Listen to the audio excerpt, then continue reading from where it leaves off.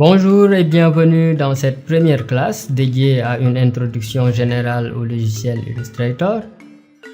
Aujourd'hui, on va juste faire une brève présentation du logiciel pour comprendre surtout les principes de fonctionnement. Illustrator, comme on dit, est un logiciel vectoriel. Vectoriel parce que tout simplement, il utilise des vecteurs pour créer des formes. Supposons qu'on veuille avoir une forme comme ça, disons en forme de T. Ok? Illustrator, pour créer une forme comme ça, a besoin de ce que l'on appelle des points d'ancrage. Comme ça. Ici et là. Donc, c'est ces points d'ancrage là. Points d'ancrage. C'est ces points d'ancrage là qui vont lui permettre de faire un calcul géométrique qui va lui permettre de créer des segments entre les points et ainsi de créer un contour qui va créer notre forme. Dès qu'on a un contour, maintenant il peut se charger automatiquement de créer un fond. Avec cette technique-là, Illustrator peut créer n'importe quelle forme. Supposons qu'on ait une forme comme ça.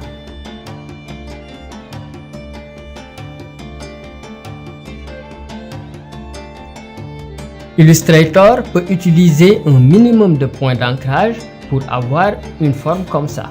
Donc dans ce cas, il aura peut-être ici un point, là un point, ici un point. Il peut ne pas avoir de point intermédiaire là. Je vais vous expliquer plus tard comment. Ici un point, ici un point, là un point et il peut avoir tout simplement un autre point intermédiaire ici. Pourquoi? Parce que tout simplement, Illustrator gère aussi les tracés courbés. Supposons qu'on ait un point d'ancrage ici.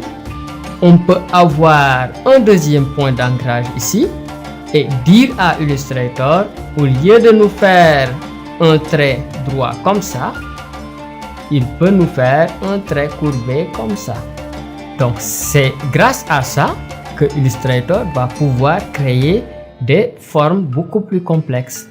Illustrator, comme logiciel vectoriel, va nous permettre d'avoir des images de haute qualité.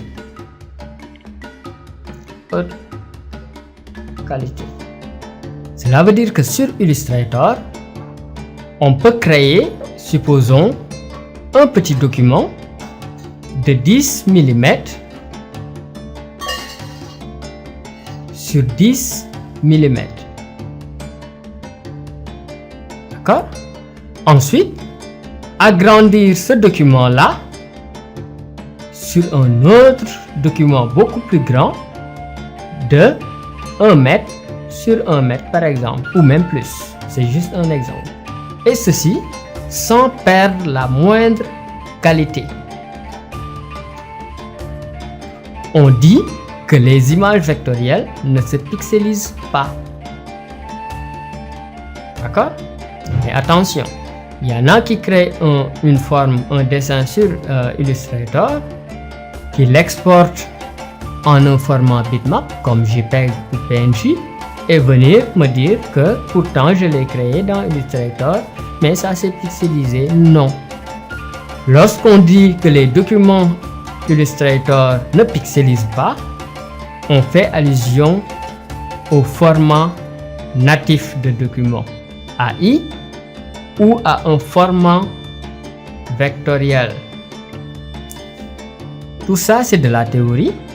On va voir ça en clair dans Illustrator, comment ça marche. Nous revoilà sur l'interface de Adobe Illustrator. Vous voyez, comme tout bon logiciel, vous avez la barre des menus en haut. Vous avez fichier, c'est toutes les options relatives au document, au fichier. Il y a édition, où on a les copier, coller, etc. etc. C'est pour l'édition du document et des objets, des formes. Vous avez objet, un menu aussi très important. C'est là où l'on a toutes les options relatives aux objets. Sur Illustrator, on a ce que l'on appelle des objets vectoriels. Chaque dessin que vous faites dans Illustrator représente un objet vectoriel. Là, on verra tout à l'heure. Vous avez les options de texte, les options de sélection, les effets. Oui, sur Illustrator, vous pouvez utiliser des effets. Mais attention, il y a beaucoup d'effets sur Illustrator qui risquent de générer des pixels. Donc, on risque de se retrouver avec un document mixte. Attention. Déjà, vous avez des effets Photoshop que vous pouvez appliquer dans un document Illustrator, mais faites bien attention à ces effets-là. Sinon, on a les options d'affichage, les options de fenêtre aussi. Vous avez même l'aide si jamais vous avez des problèmes. Sinon, vous avez ici les outils. On ne va pas les voir tout de suite, mais vous voyez qu'on ne peut même pas les utiliser parce que tout simplement, on n'a pas encore de document. Ici à droite, c'est des panels que vous avez. Les panels aussi, c'est de petites fenêtres qui vont contenir des options en rapport avec l'élément sélectionné ou en rapport avec l'outil sélectionné. Sans tarder, nous allons tout simplement créer un nouveau document. Dans un logiciel comme Illustrator, on a besoin de choisir des réglages pour notre document. Ces réglages-là sont très importants, ça va influencer sur tout notre travail. Ici, c'est le nom. Vous pouvez mettre tout ce que vous voulez comme nom. Moi, je vais laisser sans titre. Le profil, c'est tout simplement des pré-réglages que nous propose Adobe Illustrator. Vous avez impression, si le document est destiné à l'impression.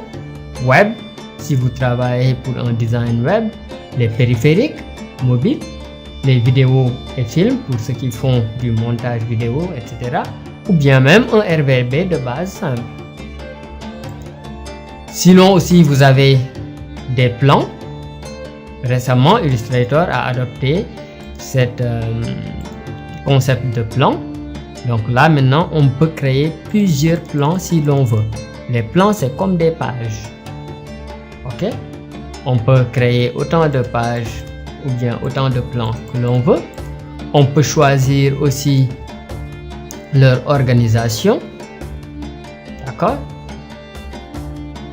On peut choisir les espacements, comment ces plans-là seront espacés et combien de colonnes ces plans-là vont faire. Sinon, vous avez la taille aussi. Et la taille est en rapport avec le profil choisi. Ici, on avait de l'impression, donc on a des tailles d'imprimerie, A4, A3, B3, etc. Si par exemple vous changez, disons sur web, vous avez d'autres types de tailles standards pour le web, 640, 480, etc., etc. N'est-ce pas? Donc, nous, on peut juste rester sur l'impression, c'est pas très important, c'est juste pour les explications. Sinon aussi, vous pouvez personnaliser votre taille, mettre ce que vous voulez ici, ou là, largeur, hauteur. Les unités de mesure, faut pas les oublier aussi. On peut toujours les choisir. Mais le plus simple en impression, c'est de rester sur les millimètres ou les centimètres. Sinon, si vous travaillez pour un document destiné à l'affichage à l'écran, web par exemple, ou périphérique, ou vidéo, vous pouvez par exemple choisir les pixels. D'accord? Maintenant, il y a aussi ce que l'on appelle les fonds perdus. Ça, c'est surtout pour l'impression. Vous pouvez choisir vos fonds perdus en rapport avec le document que vous voulez imprimer. Sinon, je peux directement faire OK. On a fait un peu le tour des réglages, l'essentiel. Je vais valider sur OK. Vous voyez, on se retrouve avec un nouveau document blanc. Maintenant, vous allez voir qu'il y a beaucoup d'options qui s'activent. Les panels ont changé. Là aussi, on peut choisir un outil et venir dans le document pour voir que l'outil, apparemment, ça marche. D'accord? On va rester sur cet outil flèche noire là, on va y revenir tout de suite. Mais déjà, ce qu'il faut comprendre, c'est ça. C'est comme ça qu'on crée un nouveau document. On n'aura pas le temps tout de suite de voir tous les outils, mais je vais vous présenter déjà les plus importants. Les plus importants, c'est toujours déjà les outils de sélection.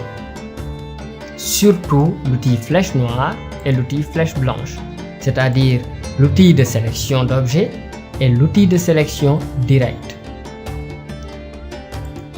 On va voir tout de suite la différence entre ces deux outils de sélection.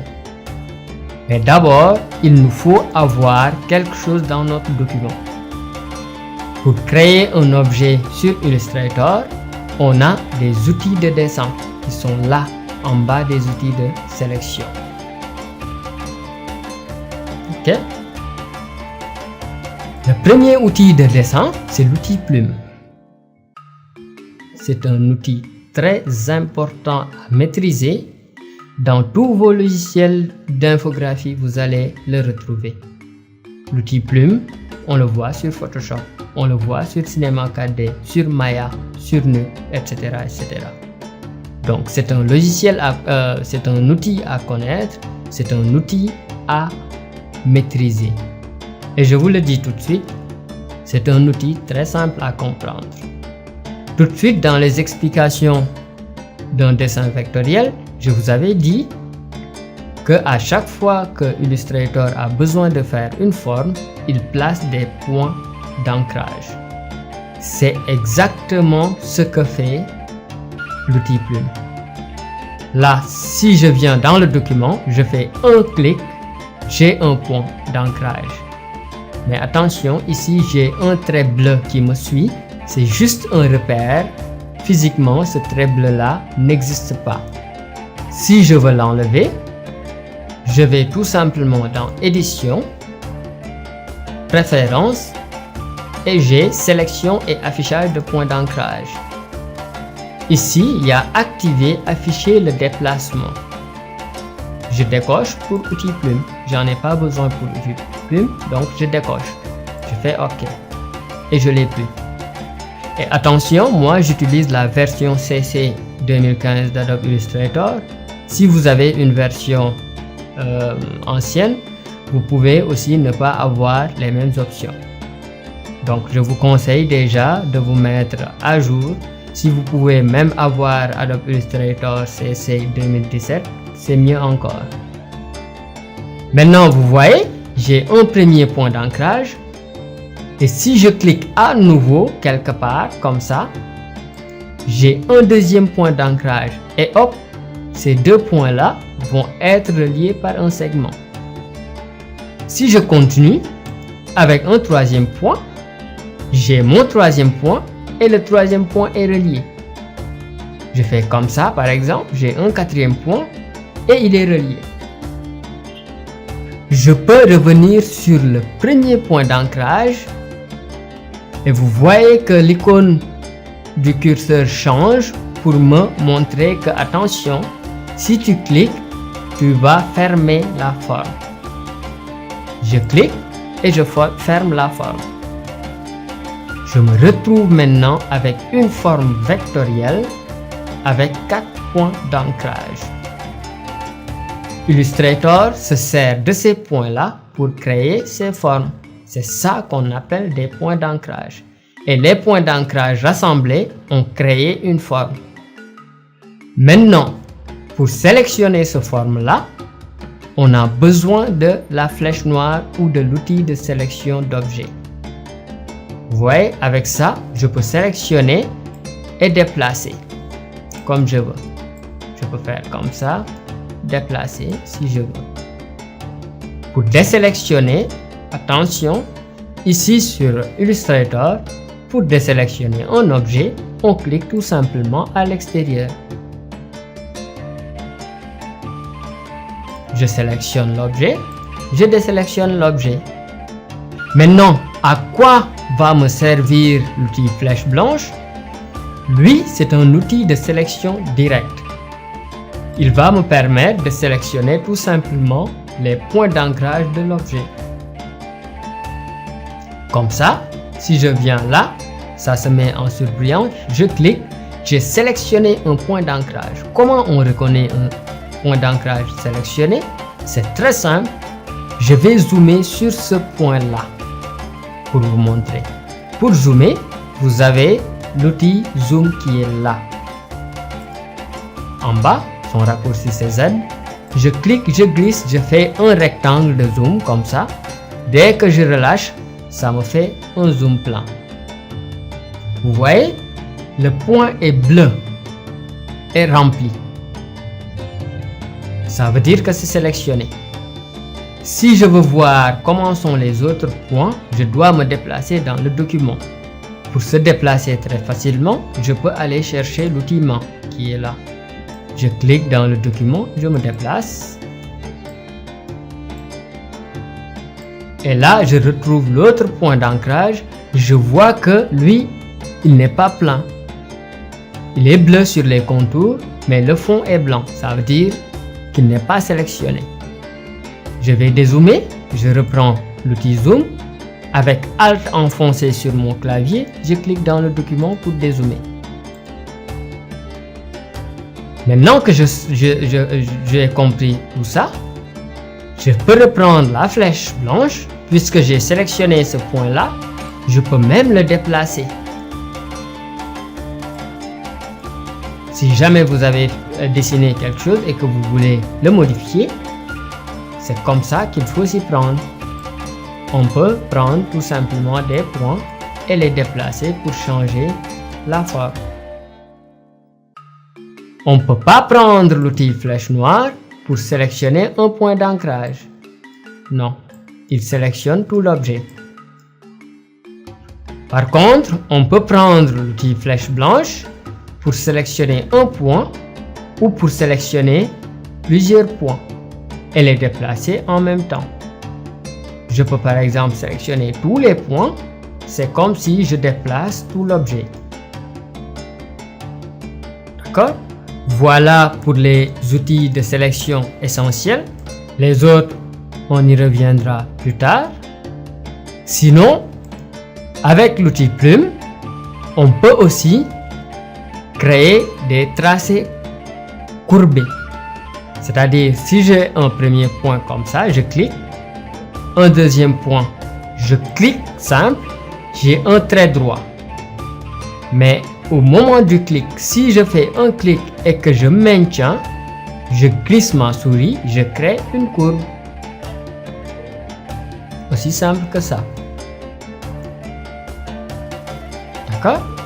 Je fais un autre clic, comme ça, la courbe va suivre tout simplement cet élément-là qu'on appelle bras d'ancrage. Donc, je peux déjà supprimer ces éléments-là. Vous voyez, avec l'outil sélection, flèche noire, je peux faire des rectangles de sélection et sélectionner plusieurs éléments. Backspace sur le clavier pour les supprimer. Aussi, sur Illustrator, on a d'autres outils de dessin, comme le rectangle par exemple. Cet outil va nous permettre tout simplement de créer des rectangles, très simples, comme ça. Ou pour faire un carré en appuyant sur Shift. D'accord? Sur Adobe CC, on a la possibilité, avec un rectangle ou un carré, de créer des arrondis en cliquant sur ces boutons d'arrondi, comme ça. On peut le faire avec n'importe quelle forme, mais ici, il faut sélectionner d'abord. On a les points d'arrondi et on peut jouer sur ça. D'accord? Par contre, pour ceux qui n'ont pas Adobe CC, vous pouvez tout simplement revenir sur Outils rectangle, faire un clic maintien pour avoir les autres formes. Et ici, vous avez Outils rectangle arrondi tout simplement. C'est un rectangle, mais qui a des angles arrondis. D'accord? Comme ça ou comme ça.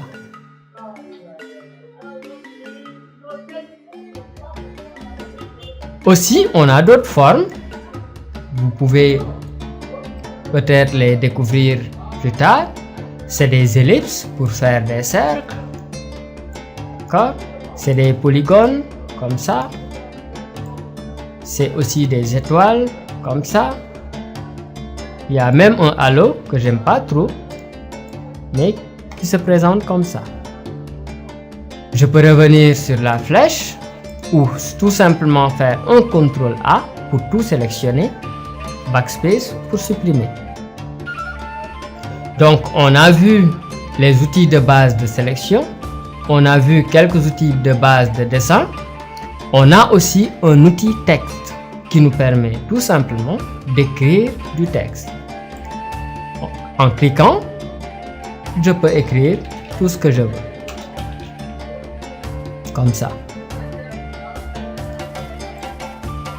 D'accord?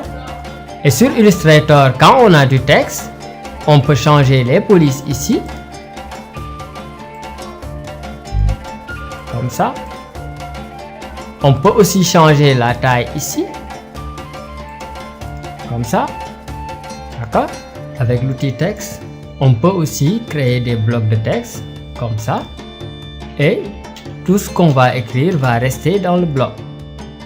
Sur Illustrator, à chaque fois que l'on crée une forme, on a par défaut un fond et un contour, même si ces derniers ne sont pas visibles.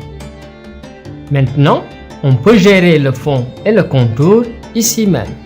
Vous voyez que cette forme-là a un fond noir, mais n'a pas de contour visible.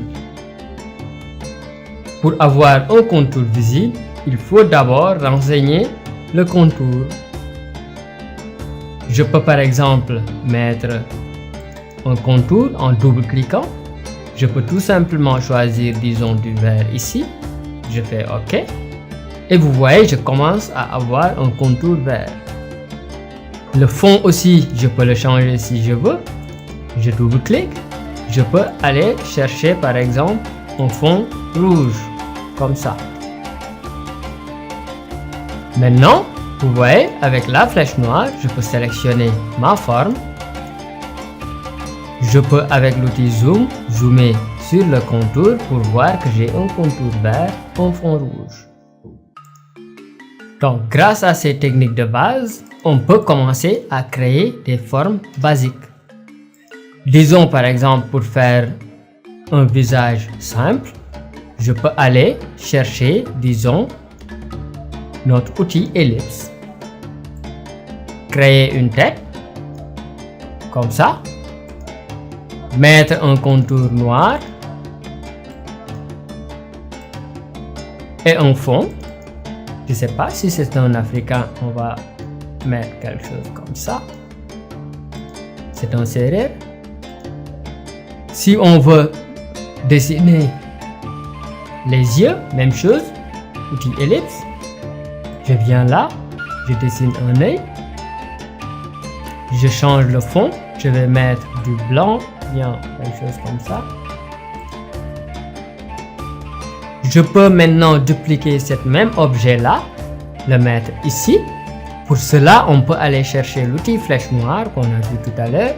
Et avec Alt enfoncé, je clique, je glisse à droite pour avoir un deuxième œil. Pour dessiner la pupille, je peux revenir sur le même outil, ellipse. Je vais dans le cercle blanc. Là, je dessine un cercle comme ça. Et pour lui, je n'ai pas besoin de contour, mais juste un fond noir. Pour cela, je vais intervertir pour mettre le noir ici, le blanc là. Je clique comme ça et j'ai un fond noir, mais j'ai un contour blanc. je n'ai pas besoin du contour. Pour enlever un contour sur Illustrator, je clique sur le contour ici et je clique sur sans, c'est-à-dire sans contour. Maintenant, je vais faire comme tout à l'heure, je vais dupliquer cette même forme. Je vais aller prendre l'outil flèche noire. Avec Alt enfoncé, je clique et je glisse pour le poser sur l'autre œil comme ça.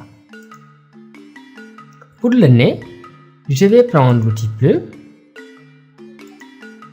Faire comme ça, un clic pour un point d'ancrage, un deuxième clic pour un autre point d'ancrage qui va faire un segment.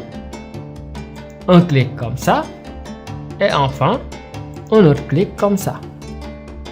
Et maintenant, je peux aller prendre l'outil rectangle arrondi par exemple pour créer une bouche comme ça.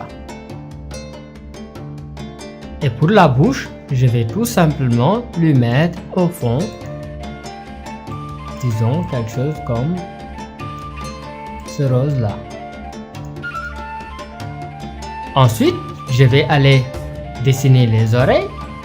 Pour les oreilles aussi, je peux tout simplement me servir, disons, de l'outil ellipse. Je me mets là, je fais un ovale comme ça. Je prends l'outil flèche noire pour être sûr de le sélectionner. Je peux aller prendre la pipette pour lui dire de prendre les mêmes informations de contour et de fond que ce cercle là. Je clique dessus. Il le fait. Je reprends la flèche noire et je vais mettre cet objet en arrière-plan. Pour cela, il suffit de faire clic droit, disposition, arrière-plan. Comme ça. Et maintenant, cet objet-là, je vais faire Alt et le glisser de l'autre côté. Comme ça. Maintenant sur Illustrator, si vous avez fait un dessin et que vous ne voulez pas que le dessin s'éparpille, parce que très facilement, on peut sélectionner un objet et le déplacer. Si vous ne voulez pas que cela arrive, je fais CTRL Z pour annuler. Il suffit tout simplement de sélectionner tous ces objets-là, clic droit, associer.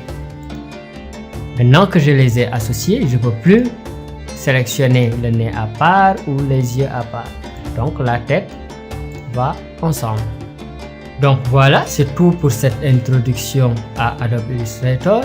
C'était tout simplement pour vous permettre, pour ceux qui n'ont pas encore les bases, de comprendre comment fonctionne ce logiciel. Donc j'espère que cette vidéo vous a permis de comprendre le fonctionnement de Adobe Illustrator. On aura le temps de revenir dans les détails sur les outils, les panels et les menus.